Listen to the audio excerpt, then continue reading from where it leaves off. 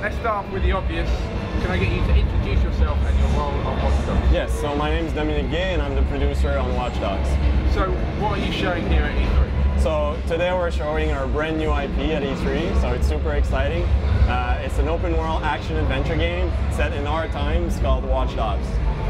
What is Watch Dogs? So Watch Dogs is a game where you play a man called Aiden Pierce, who comes from some of the toughest neighborhoods in Chicago, and people close to him have been hurt, and he's going to take justice into his own hands to fight a citywide corrupted system. Now, he's a tough guy, so he can use his fist, he can use his gun, but he's also a very smart guy, so he knows that he needs a better weapon. And for him, that weapon is the city itself. He's going to be able to tap into any of the computers in the city, any of the infrastructure of the city, and take control of it. And he's going to be able also to tap into the darkest secrets of all the people living in Chicago in our game, and use those information to achieve his objectives. So tell us about the tech that's behind it. Yes. So basically, anything from computers, cell phones, communication array, a smart grid of electricity in our lives, everything's running on computers. So it's technology we know, it's technology we use every day. And Aiden is able, and the player is able, through the game, to grow his ability to manipulate those things. So you saw in the demo, able to hack into the conversation of people on their phone, able to use the surveillance system of the city to see who's around him and what's in their lives, and how he can use that information. So you saw how he was able to locate the employee of the man he was seeking because of that, but he can also find a lot of different information he can use. Cool. So tell us about the demo. Give us a brief overview what you showed us. Yeah, at the conference we showed a demo that was basically around a mission for Aiden. We played it in a specific way, but we're an open world game, so the player could have done it differently. But what we decided to do is we wanted to enter an event that was being sponsored by our target, the man we wanted to take out. And so we hacked into the communication system to distract the security officer. He was looking for signals, so he moved out of the way. Now, this is all just his AI, right? Anyone using a phone in the city, if you hack the communication array, they're going to change their behavior, interrupt their conversation. So basically, Aiden slipped in and met one of his contacts named Jordy, who handed him in a gun, and basically he was using himself as a bait there to attract his target. So he hacked into the conversation of one of the employees of his target, so he knew the target was coming in, carefully slipped out of the place and waited for him patiently. When the target drove by, hacked into the traffic system, turned all the lights to green, created an accident in downtown Chicago, got his gun out, took the bodyguards out, took his target out, and just walked away and drove away. And that's the kind of thing that he's able to do by mixing his ability for violence and his ability for control over the city. So is Watch Dogs all about being a silent killer? So how silent? Aiden Pierce is a man that is not good or bad. He's in the gray zone. So the player is going to decide how he's going to tackle this objective. The player is going to be the one who decides if, for example, in the demo, he creates mayhem in downtown Chicago, gets his gun out, creates a lot of collateral damages. You saw innocent bystanders getting killed. Well, another way of doing this might have been a lot more subtle. Could have tracked the guy down to his parking lot and just hit him there. So the player is going to have that ability to choose how far he's willing to go with his newfound powers.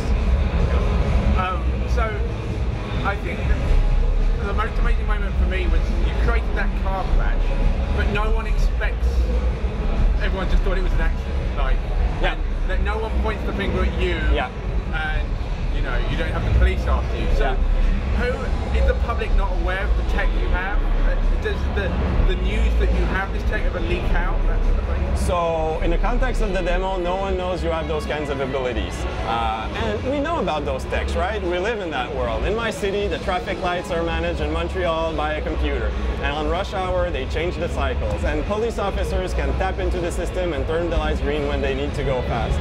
All of those things that we do in the game, we found references in YouTube, and they're actually happening in the real life. So do the media know it's Aiden Pierce doing it? They might discover that at some point, and maybe the player will get a reflection of how the city perceives his action. That's something that you'll have to wait a little bit to get more info on. So, at the end of the demo on stage, a second guy popped up playing the game for about half a minute, and then you kind of computed, no one kind of knew what that meant. Can you tell us anything about that? Yeah, so online is in the DNA of Watch Dogs. It's super important to us. I mean, our motto is everything is connected and connection is power. So we couldn't announce our game and not at least tease on online. But it was a tease, I'll be honest. So basically, Jonathan, our creative director, was playing Aiden Pearce at the conference, and I was playing another character who hacked into him, who had his own objectives, and we crossed paths. Basically, two players crossing paths with their own objectives. So hopefully that gives you an idea of where we're going with this. We definitely want to blend in multiplayer, online, and single players in ways that haven't been done before. What inspired you to do that? What games? There are elements of Syndicate in this game, and there are elements of open world and Hitman games, Assassin's Creed. Talk about your inspirations, like why have you done it? So obviously a lot of games inspired us. You could go as far as saying that, you know, all the core team are avid gamers, so we're inspired by all the games we played. We're very inspired by Assassin's Creed. It's been our last big new IP at the studio, and a lot of the people on the team also worked on it. And we see a lot of things that that game did in terms of open world that's just fantastic, and that inspired us for sure. We're also inspired by, like I said before, a lot of the things that we're seeing on the news. Like for example, in Chicago, there's over 10,000 cameras, security cameras, pointed at the population. Some of them can track you from a camera to a camera, and they can read what's written on a piece of paper. No one worries about that. It's fine, right? But those are great inspiration when you have a game like ours with our teams. So would you say that you're an incredibly cynical group? No, we're not a cynical group. We don't judge technology, right? And we don't say it's good or it's bad. It's what you make of it, right? And in our game, the player's going to decide how far he's willing to go with his new powers. So the powers. Yeah. Do you give the player all of them to play with? No, not at the beginning. So the player is going to grow his ability. Basically, Aiden Pearce is obsessed with surveillance, monitoring, and protection because of what happened in his past. And he's going to basically start exploding that obsession, becoming more and more powerful at surveillance and control. And the player is going to be the one building that ability throughout the game, and he's going to choose the way he wants to grow that ability and the types of controls that he needs most over the city. Is there anyone else with the same powers as our main character? Sorry? Is there anyone else who has the same powers? I mean, it's a good question to ask. Is Aiden Pearce the only man in the world of Watch Dogs that can do those things? And that will be answered in the game. So you brought it out on stage and you announced that you were working on new tech. This is something new. What did you mean by that? Well, I mean, we're building a new IP. For us, there's 3 ingredients that are required to achieve that. That's what we did with Splinter Cell Montreal. That's what we did with Assassin's Creed. The first thing is you need a talented team. Good, we got that. Really good team. We need time. We've had that, right? We've been working on this for over 2 years, and we're not shipping this year for sure. So we have a lot of time, and we're able to put a lot of details in the game. The third thing you need is awesome tech, a great engine. Because when you build a new IP, you want to bring a new experience. If you're just making the same thing everybody else is doing, what's the point, right?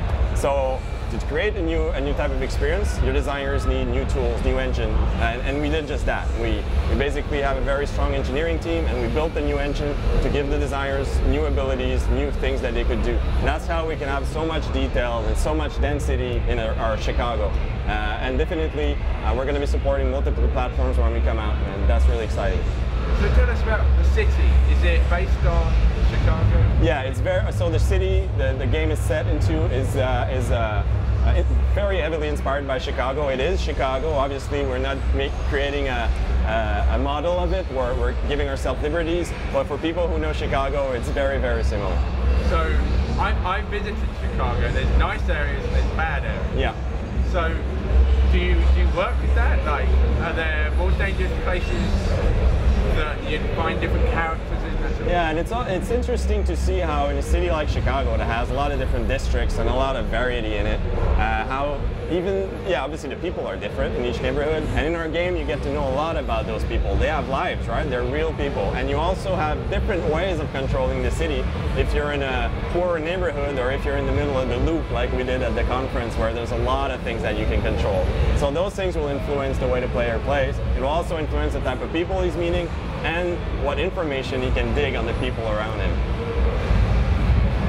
I thought there was an amazing moment of story narrative when you search through the room and you found the information about. And the one that struck me was that one of the person was HIV positive. Yeah. Are you?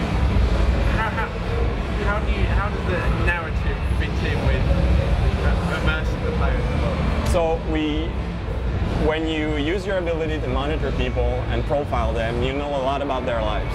And we let the player choose what he wants to do with that information.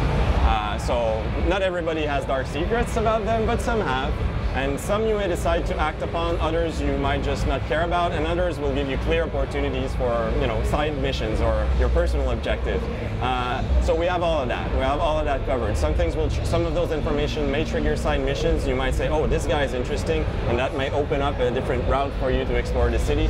And you might also decide that this guy, because he's been convicted of something specific, you as a player want to do something about it. Well, that's your call. Right? We're not passing judgment, but the city and the media will pass judgment on the types of action that you take. Cool. Finally then, your expected release date and what platform? We're definitely not shipping this year, that's for sure. And when we do ship, we'll support multiple platforms.